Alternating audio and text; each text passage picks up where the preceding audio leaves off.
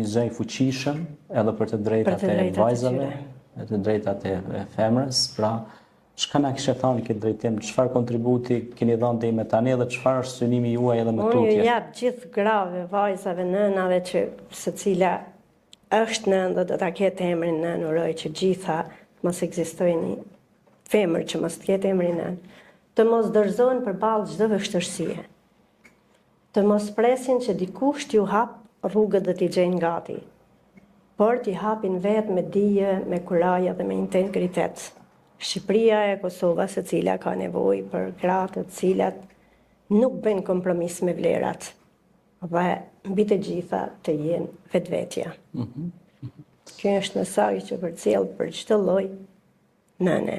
Pra në vend që ndoshta një mesazh interesant që e thot nën Tereza, thot në vend se të mallkojmë errësirën më mirë të ndezim një qiri. Pa, të ndezim një qiri, aty ku ke mundësi të ndezësh qiri, unë mendoj se femra është një qiri që na ndriçon të gjithëve, edhe kjo është mirësia e gjithë kësaj. Është qenia më e bukur që sjell jetë. E vërtet.